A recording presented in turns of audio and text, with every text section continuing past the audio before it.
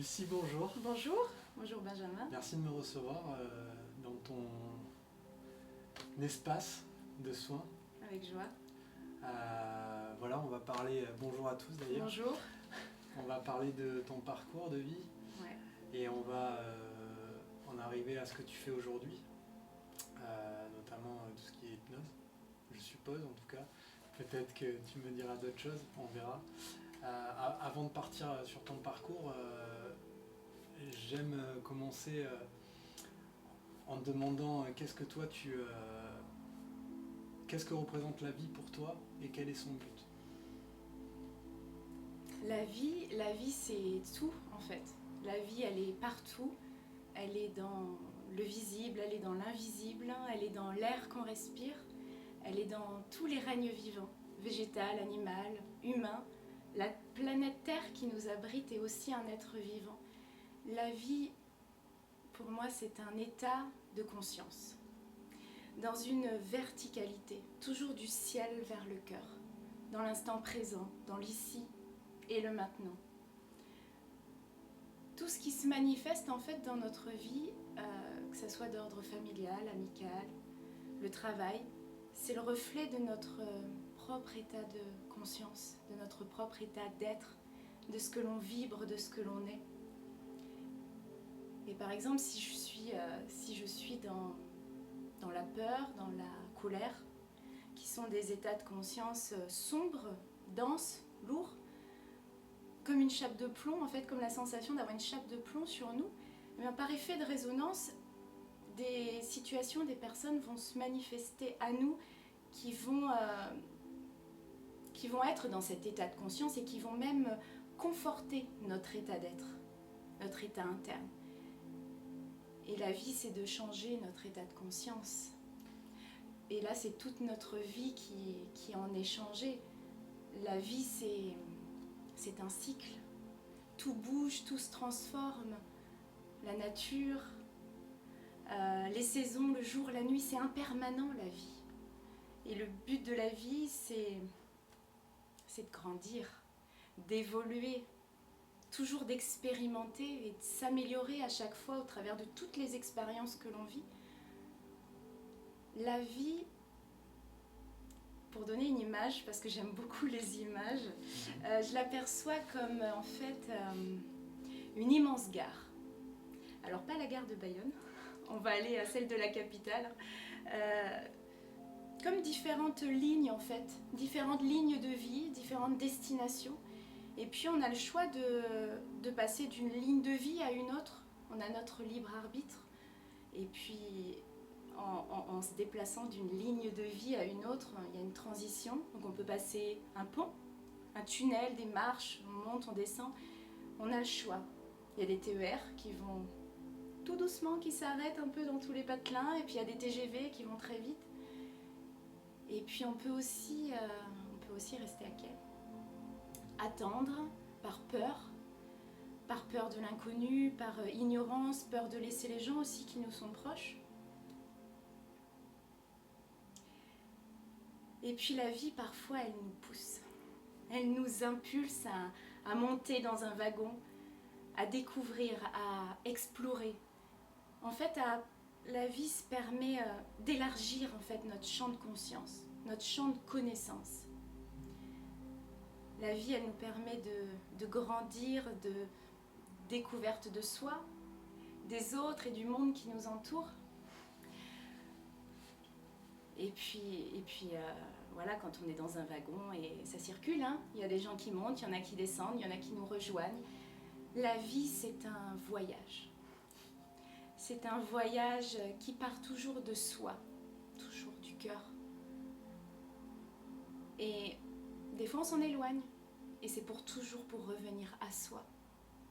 Ouais, la vie est un voyage. Ok. Et du coup, si je te dis vers sa vraie nature, qu'est-ce que ça t'évoque? C'est un petit clin d'œil à ta chaîne, ça. Oui, mais évidemment, mais parce que cette chaîne, elle est créée pour parler aussi de notre véritable être. Oui, tout à fait. Et de cheminer vers, en tout cas, C'est pour ça que je trouve qu'elle est très bien choisie, le titre de ta chaîne, parce que c'est l'objectif d'une vie, en fait, d'aller vers sa vraie nature. Sa vraie nature, pour moi, c'est notre nature divine, authentique, véritable, ce que l'on est intrinsèquement, notre essence.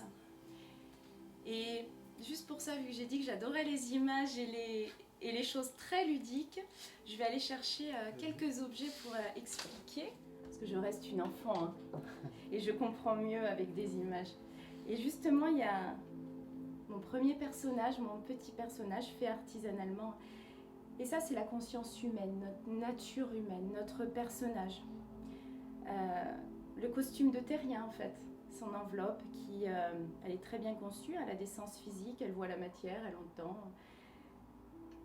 Et puis, ce qu'elle ne sait pas, en tout cas pas encore, c'est qu'elle n'est pas que ça. Elle n'est pas qu'un corps de chair. Elle est aussi ça, tout ça. Alors ça, on pourrait l'appeler le corps astral, tous les corps énergétiques, l'inconscient, l'esprit, l'âme. Le corps astral, je trouve qu'il est assez juste parce que astral, il y a le mot astre qui vient du ciel déjà. Il y a cette connexion au divin.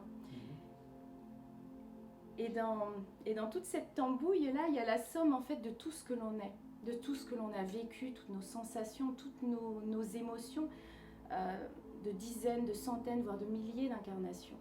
Il y a tous nos savoirs à l'intérieur. Alors, c'est comme une immense bibliothèque qui peut être plus ou moins remplie. Hein. C'est pour ça souvent on entend le terme de jeune âme ou vieille âme. Et à l'intérieur, il y a les facultés de l'esprit. Parce que souvent, on parle de sens physique, mais ici, il y a l'extension en fait des 5 sens qui sont propres à chacun. Tout le monde arrive sur Terre avec tout ça.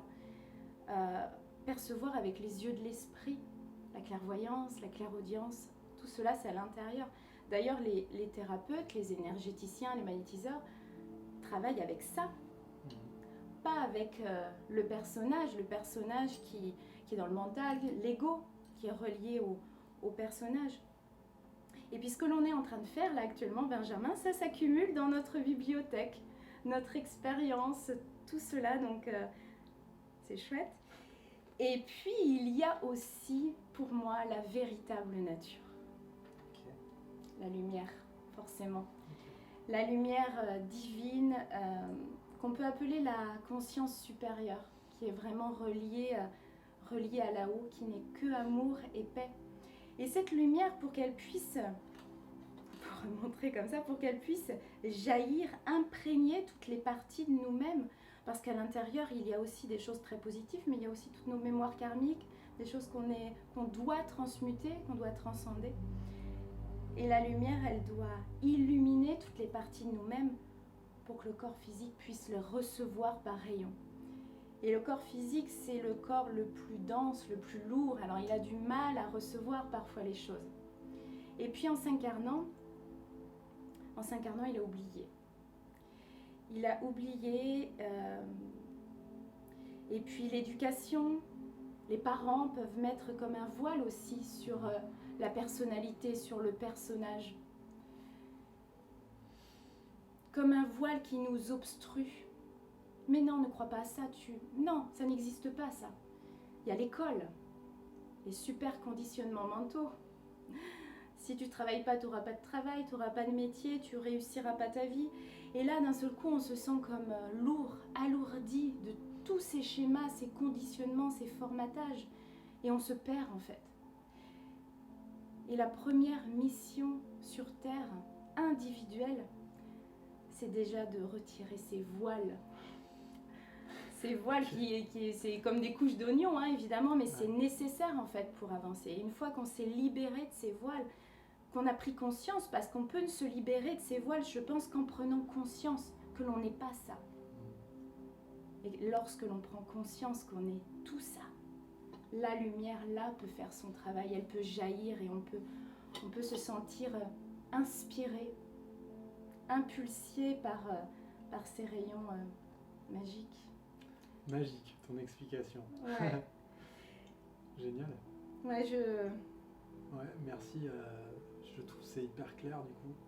En tout cas pour moi c'est bien clair. Je sais pas si pour vous ce sera aussi clair, mais ouais, c'est hyper bien représenté tout ça, hyper bien expliqué. Merci à toi. Ah bah avec plaisir. Et, bravo. Et je veux faire un petit aparté. Parce qu'en fait, hier, il m'est arrivé quelque chose et il y a eu un message, une synchronicité incroyable par rapport à ce que je viens d'expliquer en fait. Depuis quelques semaines et quelques mois, je suis en train de lire un livre qui est pour moi une pépite, un livre magique. Alors je le lis à dose homéopathique parce que il y a beaucoup de clés, il y a beaucoup de clés d'ascension, de compréhension et il y a besoin d'intégrer les choses à chaque fois. C'est les lettres du Christ. Alors le titre peut paraître très religieux, ce qui ne l'est absolument pas. Absolument pas. C'est un livre magique à mettre entre toutes les mains.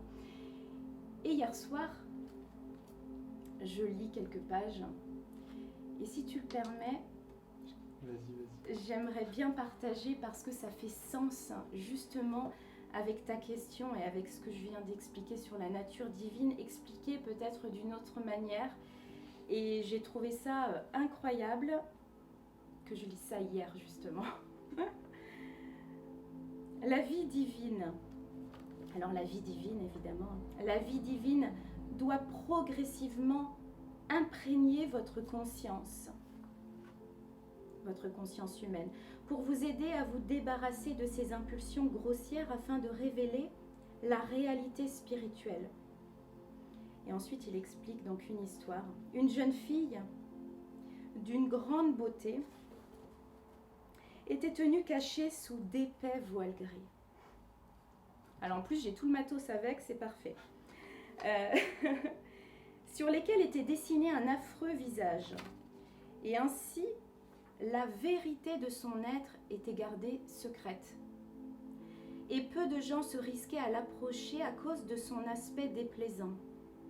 En grandissant, elle réalisa que sa solitude, sa souffrance, la perte de sa liberté de mouvement et le déclin de sa santé étaient dus au voile. Mais elle y était tellement accoutumée qu'elle était persuadée de ne pouvoir survivre sans eux. Cependant, elle fit l'heureuse rencontre d'un mentor illuminé, en apostrophe. Alors évidemment, son mentor illuminé, c'est sa propre lumière, son essence divine.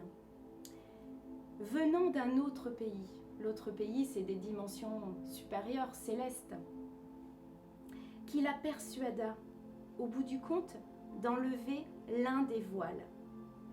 Elle chercha longtemps la force intérieure lui permettant de passer à l'acte. Et le moment venu, elle pria son mentor de l'aider. Et ensemble, ils enlevèrent le voile sur lequel avait été peint l'affreux visage. Elle se sentit beaucoup mieux sitôt, après s'en être débarrassée. Elle ressentit alors de la joie, parce qu'elle a augmenté son état de conscience. Elle est sortie de la peur et de son mental, de sa personnalité, petit à petit. Elle ressentit alors de la joie, puis elle voulut se débarrasser d'un second voile. Son mentor l'aida, là encore, et cela continua ainsi.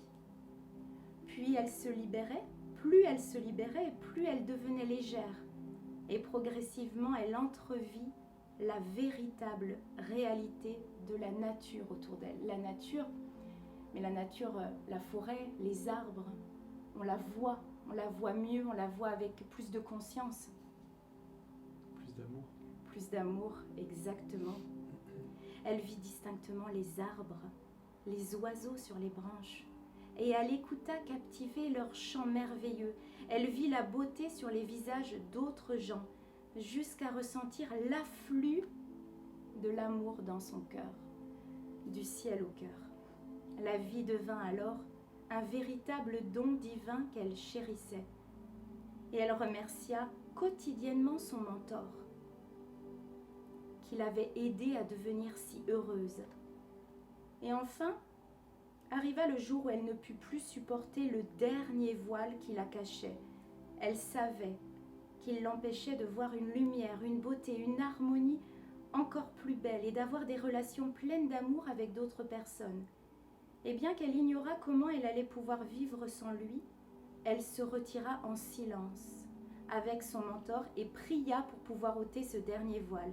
Ce fut un moment de souffrance, car le voile semblait faire partie de son être.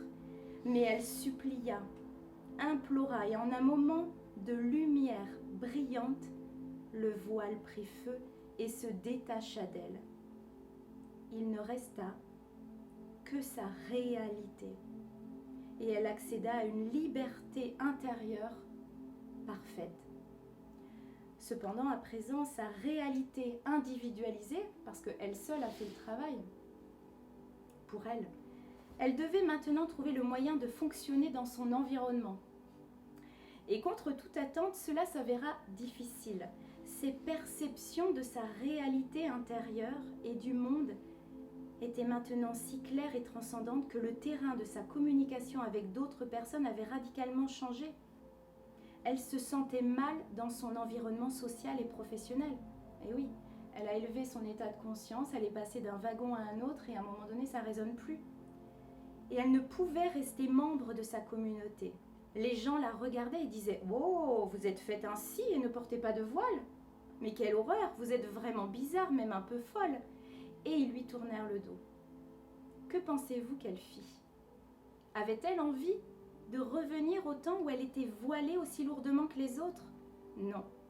Elle avait découvert une telle paix, une telle joie et une telle réponse à ses besoins qu'elle quitta sa communauté et partit rejoindre d'autres âmes qui reconnurent sa véritable identité et y répondirent avec joie et amour.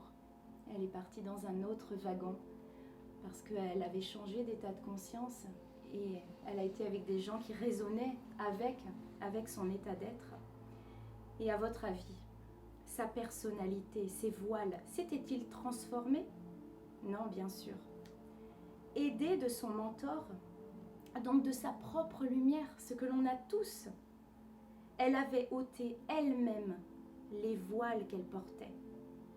Et une fois convaincue par son mentor que c'était la seule chose à faire, en ôtant ses voiles couche après couche, elle s'était rapprochée chaque fois plus près de la connaissance intime de la réalité âme cachée par ses voiles, par sa personnalité.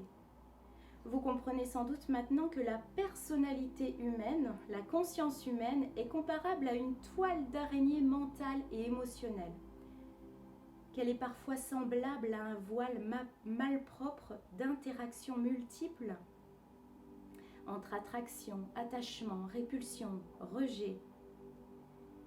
Et les personnes spirituellement évoluées voient ces vilaines épaisseurs de voile sur les gens, les masques que les gens portent, les masques qui sont reliés à l'ego, au personnage. Alors sachez aussi que lorsqu'un individu abandonne les niveaux grossiers de pensée et de réaction, sa peau s'éclaircit et la lumière transparaît dans ses yeux. Et pendant que la personnalité terrestre disparaît, imperceptiblement, le corps se spiritualise. Et c'est vrai qu'on le constate chez des gens qui sont sages, qui sont dans cette voie christique, je dirais, sans parler de religion, mais dans cette voie vers une conscience plus élevée. On n'arrive pas à leur donner un âge souvent. Hein, ils paraissent plus jeunes, ils ont les yeux qui pétillent. Ouais. Et donc voilà pour ce petit passage, parce que ça faisait vraiment référence à ce que j'expliquais, et ce livre, c'est une pépite. Okay. Merci. Avec plaisir. Je ne connais pas, effectivement, tout ce que tu as dit résonne pour moi complètement. Voilà. Donc je suppose pour vous aussi. Merci, on va pouvoir parler de ton parcours. C'était incroyable ce moment quand même. Tu m'as surpris. Mais c'est une belle surprise. Qui es-tu, Lucie? Qu'est-ce qui a fait que tu as cette conscience aujourd'hui, et qu'est-ce qui t'est arrivé? Quels sont tes changements de vie? Changement de vie, des déclics peut-être, ou des étapes de conscience. Ouais. Depuis que tu es enfant, est-ce que tu as toujours été un minimum, on va dire, connecté, si on peut le dire, à une autre réalité? C'est toujours un peu difficile cette partie-là là, pour moi de parler de mon parcours. Je vais garder ce petit personnage avec moi parce qu'il me rassure. et puis je pense que j'ai été très longtemps cette petite fille sur le quai de la gare, voilée, mais voilée parce que j'étais perdue en fait. J'étais perdue et je ne comprenais pas ce monde dans lequel j'étais incarnée. Je ressentais au fond de moi une immense solitude, mais que je ne pouvais pas exprimer, que je ne pouvais pas communiquer.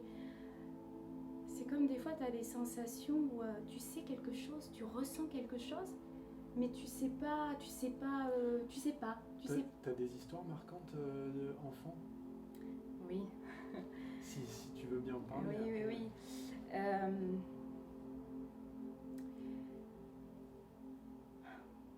En fait, je me souviens d'événements à répétition qui ont été assez marquants pour moi. J'étais petite, j'avais 7-8 ans. Je me souviens parce que je savais lire depuis pas longtemps. En fait, j'ai grandi dans une petite commune et la cantine, c'était la salle polyvalente de la commune et il y avait 2 écoles qui se rejoignaient, qui mangeaient là le midi. Et depuis que je suis enfant, mon corps a toujours refusé la viande animale. Okay. Ça peut paraître... mais je ne savais pas d'où ça venait, c'est comme si je ne pouvais pas. Et en fait, j'ai toujours été un peu en marge de plein de choses, mais ça, c'était marquant parce qu'en fait, je me retrouvais dans cette cantine, et il faut revenir 30 ans en arrière, le contexte n'est pas du tout le même qu'aujourd'hui, le mot végétarien il n'existe pas, si on ne finit pas son plat chaud on ne peut pas sortir de table, et donc moi je me retrouve tous les midis punie parce que je mastique la viande et elle ne passe pas, je la... Et puis on m'amène, les cantinières m'amènent un yaourt, une compote pour essayer, ça passe pas. T'es allergique ? Non. Eh ben tu manges. Super. et je comprends pas, je me dis mais je suis punie, parce que c'était une punition. Je voyais tous les enfants jouer dehors et j'attendais qu'elle fasse la plonge, le ménage. Et moi j'étais là à ne pas pouvoir sortir parce que je refusais de manger des animaux, du vivant en fait. Donc en fait cette conscience... elle a toujours été là, mais j'étais camouflée en fait, parce que j'ai pas grandi dans cette ouverture-là. Donc j'ai appris à dissimuler, à me fondre. Et comme pour les scénarios à la cantine, en fait, je dissimulais la viande tout simplement pour pouvoir profiter d'une récréation. Et en fait, ça a été un peu, tout au long de ma vie, ça a été un peu ça. J'étais toujours un peu en marge dans les pensées, dans les réactions. Mais j'essayais de naviguer, c'est ça. Souvent on dit on essaye de rentrer dans le moule. Je pense que j'ai jamais trop réussi. Ouais. Et puis voilà, la vie a fait que j'ai grandi comme ça, avec ces incompréhensions. Mais même moi, je ne me comprenais pas en fait. Même moi, je ne comprenais pas parce que j'avais pas conscience de ça, Et ça fait toute la différence en fait. Ça fait toute la différence. Et j'ai grandi, je suis rentrée dans la vie active assez rapidement. Je me suis tournée dans un domaine artistique, j'étais photographe. Okay. Et j'ai fait différentes choses, différents événements, mais je me suis très rapidement, j'étais très jeune, je me suis rapidement spécialisée dans la naissance. Okay. J'ai eu le privilège incroyable de porter des centaines et des centaines de bébés contre moi. J'ai mis en lumière des nouveau-nés, ça c'était merveilleux. Et en fait tout cet aspect était chouette parce que voilà, ça résonnait en fait. Mais évidemment, parce qu'il y avait tout ce qui gravitait autour, l'humain. L'humain qui est dirigé par le dieu argent, le dieu pouvoir, les coups bas, la jalousie, la méchanceté. Et tout ça, tout au long de ma vie, j'ai ça qui a été aussi difficile, mais je pense que c'est beaucoup d'êtres qui sont un peu conscients, c'est l'hypersensibilité en fait. ça résonne. Et l'hypersensibilité, on l'apprivoise comme on peut. Et à un moment donné où j'étais un peu un carrefour au niveau professionnel, je me suis dit, mais qu'est-ce que je vais faire? Qu'est-ce que je sais faire? Et là, j'ai jamais été rien chercher dans ma vie. Tout est arrivé, alors des bonnes choses ou des mauvaises choses, hein, mais ça reste des leçons, ça reste des apprentissages. Et là, des synchronicités incroyables, le mot hypnose est rentré dans ma vie. Jamais entendu, je sais pas, jamais pensé à ça. Et 10 jours après, il y avait une formation près de chez moi et j'y étais. Donc ça a été extrêmement vite en fait. Et là arrive la formation et là, d'un seul coup, oulala, ça débarque, une vague déferlante, en fait un tsunami émotionnel d'un seul coup. Je dis mais là, on prend conscience, oui c'est ça, on prend conscience, on prend conscience de tout ce potentiel. Et on se rend compte qu'effectivement au démarrage en plus ils sont gentils, ils donnent des petites vaguelettes. Mais nous, ça nous paraît tellement énorme, la première vague. Et après, une fois qu'on a un pied dans cet engrenage, enfin une fois que j'ai eu vraiment les pieds dans l'engrenage, mais je pense que c'est vraiment tout le monde, hein, quand on se dirige vers cette voie-là, on ne peut plus revenir en arrière. C'est comme si on avait pris cette fois le TGV. On n'était plus dans le TER à essayer, oh, on va aller là, on va explorer là. Non, là on est dans le TGV et il faut avancer. Et puis c'est hyper intéressant. Et très rapidement, parce que ça a été très très vite, 2 mois après la formation, là, moi je continuais encore à faire de la photo, hein, j'ai continué encore quelques années, ponctuellement évidemment. Et 2 mois après la formation, j'ai une amie qui vient en vacances à la maison et qui arrive avec un livre d'un dénommé Serge Boutboul, que je ne connais pas. Je suis une passionnée de livres et pendant ces vacances, je le dévore. Et bizarrement, je comprends. C'est expliqué assez simplement, sincèrement. Je ne sais pas si tu l'as lu. Celui-ci... C'est son premier livre, ça. Oui, il me semble. C'est son premier livre. Pas entièrement. Mais après, ça se lit pas comme un roman. C'est vraiment des clés, il y a des témoignages. Enfin, c'est passionnant. Je dévore ce livre, chouette. Mais pour moi, ça reste au stade du livre. Voilà, point, je continue mon petit cheminement. Et quelques semaines, quelques mois après, pas longtemps après, 2 personnes me proposent de les accompagner à un stage de Serge Boutboul en Normandie. Ah, j'ai dit, purée, c'est pas à côté. Je dis, ok, j'y vais. Parce que moi, quand ça arrive vers moi, souvent je me pose pas trop de questions, c'est que c'est ok. Bon, tout dépend quand même. Mais bon, pour moi, là, c'était ok. Et le stage était 1 an après. Donc assez loin. Entre-temps, les 2 personnes se désistent. Je me retrouve toute seule. Et on me contacte. Il y a des places qui se sont libérées. Le stage est avancé de 6 mois. Chouette. J'y vais.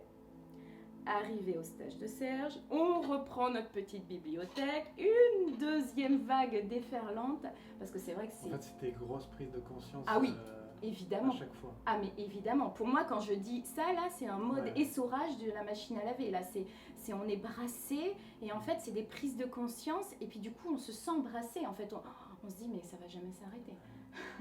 Je comprends tout à fait. Voilà. Et donc, voilà, je trouve que c'est très représentatif, ça.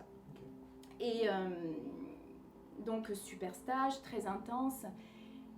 Et Serge, il a ce que j'aime particulièrement chez les humains, c'est la simplicité et l'humilité.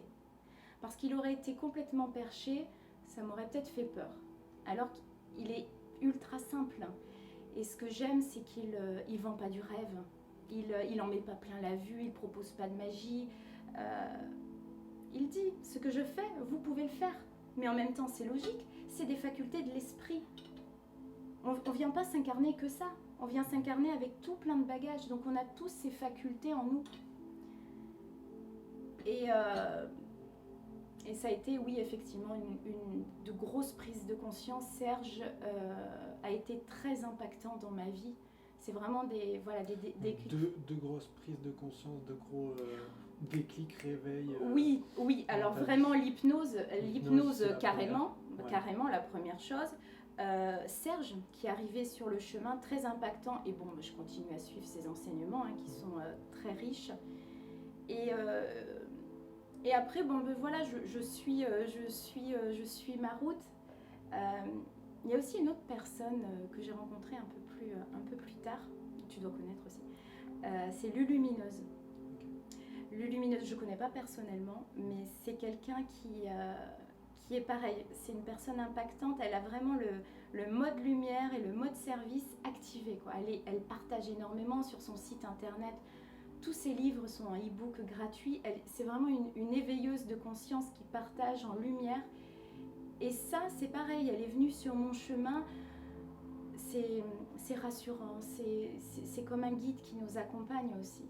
Donc oui, ouais, je dirais vraiment les deux gros déclics, si je dirais, où j'ai peut-être changé de wagon, où j'ai changé de ligne de vie. C'est effectivement la découverte de l'hypnose auquel je ne m'y attendais pas. C'est pas quelque chose que j'ai été chercher. Et la rencontre avec Serge, en fait, ça a été, on me l'a mis sur ma route, quoi. Et ça, c'est chouette d'avoir des guides terrestres aussi lumineux, aussi simples. Ça, c'est important. Et du coup, donc aujourd'hui, tu fais quoi? Ah, c'est important ça. C'est important, disons que tu étais photographe, Oui, tu es rentré un peu dans l'hypnose. Oui. Et tu fais... Je pratique. Voilà. je fais... Vraiment, je me laisse guider, je me laisse suivre le courant.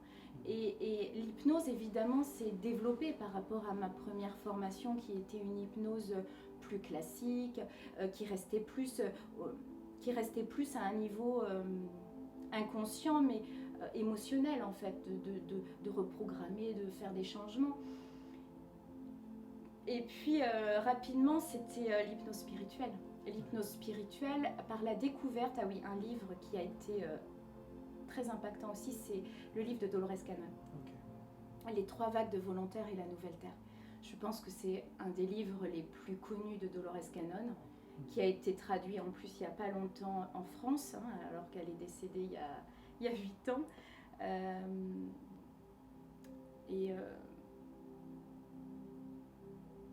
Ouais. L'hypnose spirituelle, ça ouvre à plein de choses en fait. C'est ce que j'ai expliqué. Pour moi, l'hypnose spirituelle, on va connecter à l'être authentique, à l'être divin. Alors après, on ne sait jamais ce qui va ressortir. L'être divin peut prendre plusieurs formes, mais partie de nous en fait. Celles qui ont besoin d'être exploitées, explorées. Mais c'est passionnant, oui. C'est passionnant. Et aujourd'hui, du coup, on peut dire que tu es au service, toi aussi? Tu aides les gens oui, avec l'hypnose notamment? Oui, j'essaye d'accompagner au mieux les gens qui me sont amenés. Parce que je le vois quand je disais au début les états de conscience, il y a un effet de résonance. Je vois que toutes les personnes qui passent la porte du cabinet, il y a une résonance incroyable en fait. Il n'y a jamais d'erreur de casting. C'est vraiment, on sent, il y a une écoute, il y a un partage, il y a une connexion. Et effectivement, quand on est en résonance avec une personne, parce qu'au final, moi je fais rien, moi je les transforme pas, je fais pas la guérison à leur place. Mais par effet de résonance, eh bien je les amène, je les guide, je les accompagne. Et comme dit dans les lettres du Christ, eh bien c'est la propre personne en connexion avec sa lumière divine qui retire ses voiles.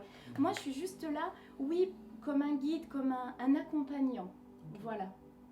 Comme un accompagnant peut-être avec la lumière qui montre le chemin et on me suit derrière, mais pas plus. Pas plus. Donc, voilà. Du coup, avec toutes ces connaissances, toute cette conscience, aujourd'hui, tu te sens, est-ce que je peux dire libérée, accomplie peut-être aussi? Ah oui. Bah oui, bien sûr. Quand je repense, là j'ai l'émotion qui monte, mais quand je repense à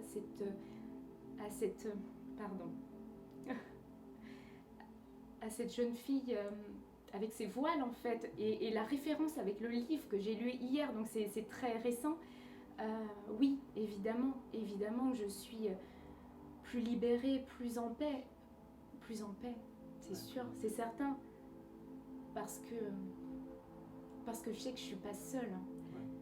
Je me sens pas seule, je me sens accompagnée et c'est merveilleux, mais je me sens accompagnée par ma propre lumière. Et on a chacun notre propre lumière, c'est important, il n'y a pas de hiérarchie, il n'y a pas de personne qui est mieux, qui est plus. Alors oui, effectivement, comme j'ai dit, il y a des bibliothèques qui sont plus ou moins remplies, il y a des savoirs à l'intérieur, certains ont plus avancé dans d'autres incarnations, mais on vient tous avec ça et avec notre propre lumière. Donc c'est le travail de chacun de faire ça, d'aller vers soi. Comme on disait, la vie c'est un voyage. Et toujours il mène à soi. C'est le plus beau des voyages, c'est celui qui se fait à l'intérieur de soi. Et c'est ce que j'essaye en tout cas de faire par l'hypnose. D'amener dans ce voyage en fait par les mots, parce que les mots ont une vibration, les mots ont une résonance, la voix a une vibration, et par les mots j'accompagne. Pour permettre à tout ça, en fait, pour permettre à la lumière d'aller illuminer ce brouhaha, parce qu'évidemment il y a du ménage à faire à l'intérieur, on n'a pas que des trucs positifs, sinon on ne viendrait pas s'incarner. Et puis voilà, je propose à la lumière de venir s'infuser dans l'être pour lui permettre de s'en libérer, de purifier, mais c'est un partenariat. Et du coup, tu as aussi créé, alors tu proposes aux gens l'hypnose, tu as créé ta chaîne aussi YouTube, que je partagerai si tu veux bien. Oui. De toute façon, tous tes liens, je les mettrai en dessous de la vidéo, pour que les gens puissent, s'ils veulent te suivre, ou te consulter. Avec joie.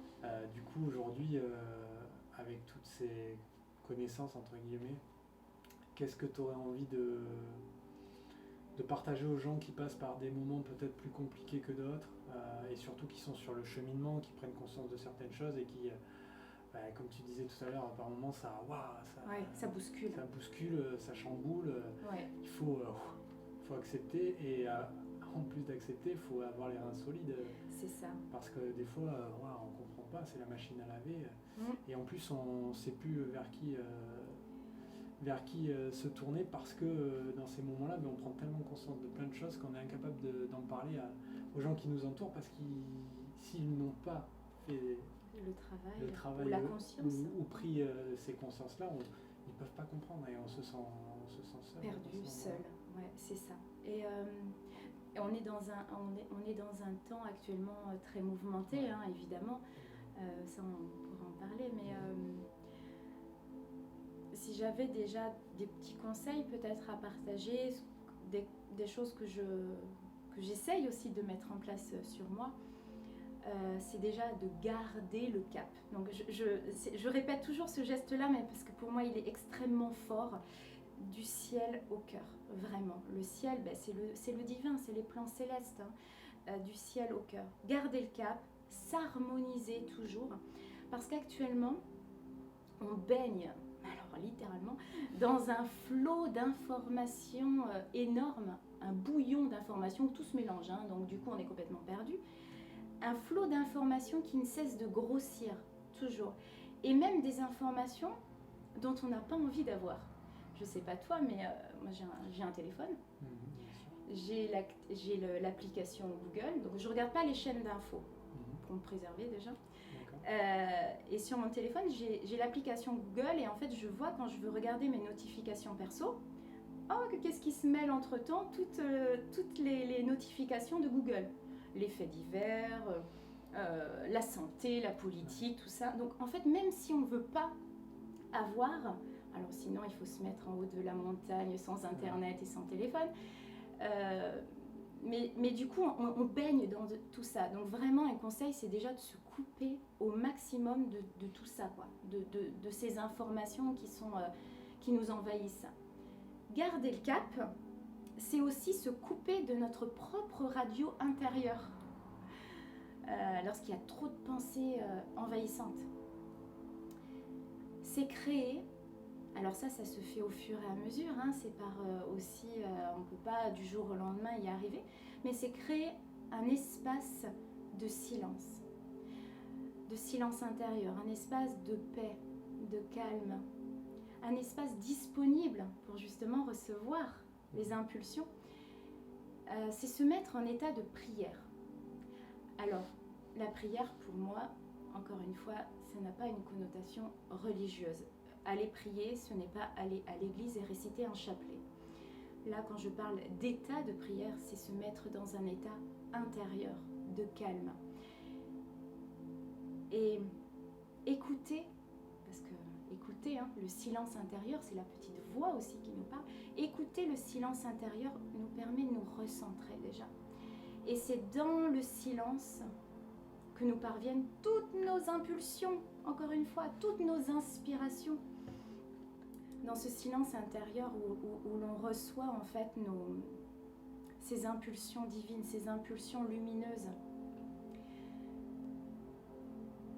La lumière divine, notre nature véritable, authentique, elle ne connaît pas la colère, la peur. Elle n'a pas besoin de reconnaissance. Elle ne peut pas être altérée. C'est notre essence. Elle n'est que amour et paix. Donc, toutes ces pensées envahissantes qui nous ont envahis, qui nous ont colonisés, qui sont rentrées en fait en nous, toutes ces visions, tous ces messages, ne sont que des illusions. On se fait accaparer, on se laisse accaparer, hypnotisé par tout ce flot de messages. Et de prendre de la hauteur. De prendre de la hauteur et de suivre vraiment notre chemin lumineux, notre lumière intérieure. Et je vais la reprendre, elle. En fait, c'est un peu, pour expliquer sous forme d'image, c'est comme si elle était dans un labyrinthe. Mais le labyrinthe d'Alice au Pays des Merveilles. C'est celui avec les haies qui sont plus hautes que la vue, là. Je ne sais pas si tu le visualises bien. Et donc, bon, elle, avec sa conscience humaine, elle est complètement perdue dans ce labyrinthe. Je vais à gauche, je vais à droite. Oh, il y a un obstacle, je suis perdue. Et là, d'un seul coup, s'arrêter. Voilà, se mettre en état d'accueil pour recevoir. Et en fait, notre lumière, c'est comme si elle était dans une montgolfière, en haut du labyrinthe. Donc elle voit tout. Elle voit le labyrinthe en entier, elle voit la sortie, elle voit les obstacles. Ah, il ne faut pas qu'elle passe là. Et puis c'est comme si, ok, ah, j'ai l'intuition d'aller à gauche. Ah, mais je vais à gauche. Et c'est vraiment ça. En fait, la clé, mais la clé avec un C immense majuscule des temps actuels, c'est vraiment d'activer le discernement intérieur. Le discernement. Hein, dans ce brouillard tout mélangé. Tellement facile à dire. Mais oui, mais en fait, on se rend compte que quand on s'écoute, quand on écoute la voix dans les deux sens de notre lumière, eh bien, c'est comme si elle balayait un peu les choses, elle nettoie un peu notre chemin. Alors, c'est pas non plus une The Pocket, parce qu'on a aussi tous nos bagages à nettoyer, à purifier, à transmuter, mais c'est plus cool. C'est plus cool. Et donc, du coup, eh bien, elle va peut-être nous retirer certaines personnes. Elle va nous guider vers un livre en particulier. Voilà. Donc, le discernement, c'est pareil. Ça, ça vient pas comme ça. Et puis là, actuellement, pardon, j'allais y venir. Je pense que tu as des choses à dire sur tout ce qui se passe en ce moment. Ouais, tu vois, c'est ça que j'ai... C'est ça que... Je t'en prie, vas-y. Là, la Terre, elle est, tu le sais, elle est en pleine évolution. La Terre a son propre cycle, comme la nature, comme la fleur qui pousse. Elle a son cycle. Et là, elle est à la fin d'un cycle. Alors, c'est pas la fin du monde, comme les gens peuvent l'entendre, mais c'est la fin d'un cycle. Voilà. Et puis toutes les personnes, tous les vivants, tous les règnes vivants incarnés sur cette planète doivent ascensionner avec elle. Et au titre de l'humanité, même les humains, ils évoluent, parce que à l'échelle, ils ne sont pas les mêmes il y a 400 ans ou 1000 ans que maintenant. Donc l'humanité évolue, les croyances évoluent. Et tu vois, par exemple, au niveau des croyances, parce que ça c'est important, parce que les gens ont toujours une croyance, mais les croyances, ça vient du personnage, de la personnalité. Pour revenir, alors je ne suis pas très douée en histoire, mais il y a 400-500 ans, l'humanité pensait que la Terre était plate. Pour eux, ils n'osaient pas s'aventurer au-delà de l'horizon de l'océan parce que après c'était le néant, c'était le noir, il n'y avait plus rien, personne n'est jamais revenu.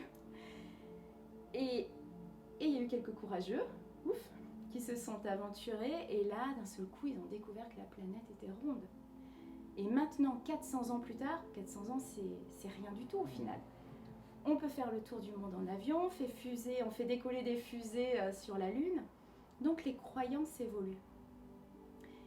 Et on peut même se dire, en souriant, mais de se dire que nos enfants, ou peut-être même nos petits-enfants, pour être plus sûrs, nos petits-enfants, ils diront « Non mais tu y crois pas, avant ils pensaient qu'on n'était qu'un corps, qu'on n'était qu'une conscience humaine. Non, c'est pas possible. Ah si, ils croyaient qu'après la mort, il n'y avait rien du tout, c'était le néant. » Et ben voilà, et j'en suis certaine que dans 100 ans, l'humanité aura évolué. Et pour reparler de la Terre, je la garde avec moi en fait, elle est bien là. La Terre, en fait, de la Terre, de son commencement à aujourd'hui, il y a eu 22 espèces humaines différentes. Et nous sommes la 22e espèce. Alors, je crois que c'est Homo sapiens sapiens ou Homo sapiens, un truc comme ça. D'ailleurs, juste parce que j'ai mis les livres là, les références, parce que j'ai lu ce livre, il est fascinant, de Virginie L'Ascension, Le temps des justes, parce qu'on est dans le temps des justes, de la justice divine. Et elle en parle très bien de ces 22 espèces, alors elle les détaille avec... Et nous sommes la 22e espèce et nous sommes en 2022. Le 22, c'est un chiffre qui a une grande symbolique, une énorme force. Et je vais faire le parallèle avec le tarot de Marseille. Au tarot de Marseille, il y a 22 arcanes majeurs. Et le tarot de Marseille, il est bourré de symboles, de messages. C'est un voyage initiatique, en fait, de découverte de soi. Et chaque carte, en fait, du 1 au 22, c'est une étape du voyage, ou d'expérience, de passage obligé, de coupure, de travail sur l'ego. Et le 22, alors attends, je vais aller la chercher. Le mat, et d'ailleurs avant, il s'appelait le fou. Parce que ça, c'est pareil, il y a une histoire. Le mat, donc, c'est la seule carte qui n'est pas numérotée. Donc elle peut être considérée comme une carte de départ, de 0, ou une carte d'arrivée de 22. En fait, suivant notre positionnement intérieur, suivant comment on se positionne. Le 22, c'est le symbole des grandes ambitions, du visionnaire, du génie, mais aussi des excès de tension, de l'instabilité, destruction, sabotage, dépression. En fait, c'est une carte de l'extrême, d'un côté comme de l'autre. Il ne connaît pas de nuances. Et c'est un chiffre, le 22, qui offre de grandes possibilités de vie parce que le 22, il est passé par tous les stades en fait. Donc c'est un sage, c'est un initié, il a fini son voyage initiatique. Il offre de grandes possibilités de vie, mais peu de personnes en fait arrivent à tenir, à équilibrer la fréquence du 22 parce qu'elle demande un centrage, un alignement constant. Le 22, il peut réunir ou détruire. Et c'est exactement ce que l'on vit depuis plus de 2 ans.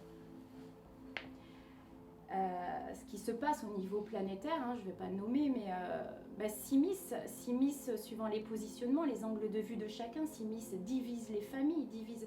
Voilà. Et le 22, c'est vraiment, il n'y a pas de demi-mesure. Et juste pour parler de la carte, parce qu'elle est au niveau des symboles, c'est un homme qui marche, donc il avance, il est dans l'action. Il a le regard tourné vers la droite, on le voit peut-être pas bien, mais il a le regard tourné vers la droite, vers le futur. On voit même, il y a sa tête qui est dirigée vers le futur. Et il porte juste un petit sac à l'épaule, juste un petit baluchon, juste l'essentiel. Il ne s'encombre pas.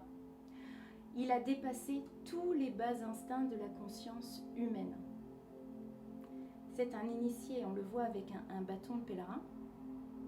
Et il peut devenir comme un guide, en fait. Comme un guide au travers de ses voyages, découvrir les gens, montrer la voie. On voit même, il y a un petit chien là qui essaye de lui attraper le pantalon, il a la fesse à l'air, mais il s'en fout. Il avance. Il avance, il est libre, car il sait que tout est impermanent et que tout ce que l'on croyait acquis ne l'est pas. Et c'est exactement ce qui se passe. Et du coup, ce 22, pour moi, qui est un chiffre très fort, très représentatif quand même. Déjà, le fait qu'on soit la 22e espèce humaine. Et là, nous sommes en 2022. Qu'est-ce que ça veut dire? Qu'une nouvelle espèce humaine va émerger? Peut-être. En tout cas, une espèce humaine plus consciente, plus éveillée, libérée des peurs, des croyances limitantes, de toutes les illusions terrestres, libérée de la conscience humaine.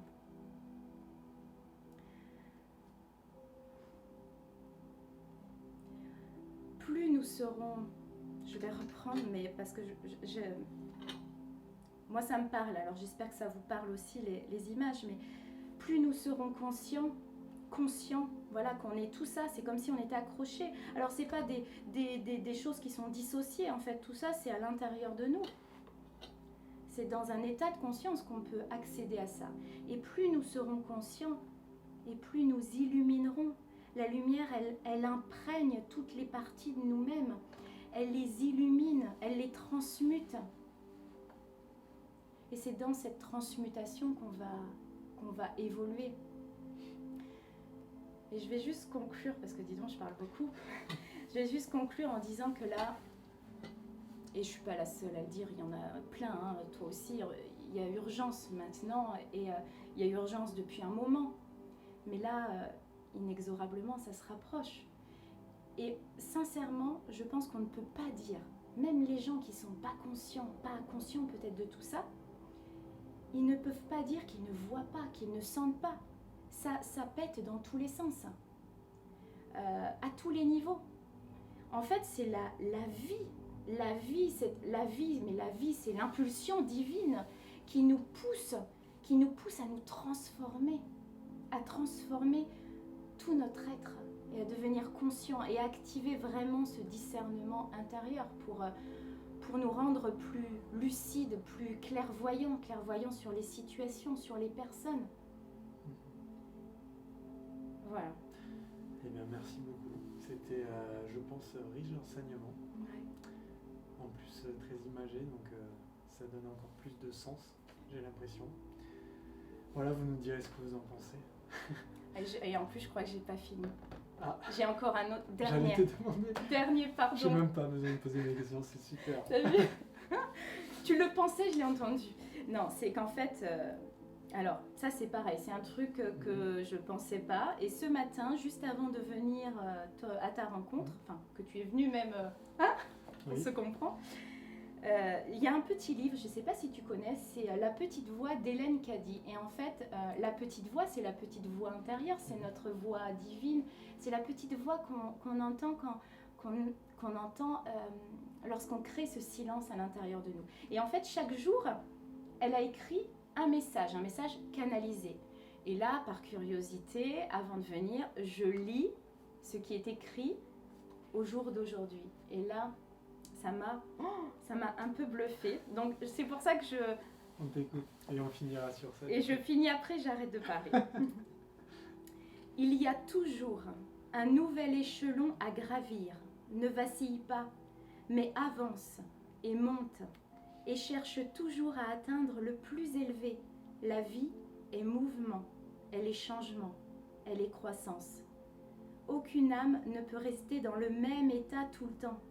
La nature ne peut rester statique, elle change et s'élargit toujours, progressant d'une étape à la suivante. Le gland croît en un chêne puissant, le bulbe grandit et produit de belles fleurs, la graine de maïs produit le plant, le changement est permanent.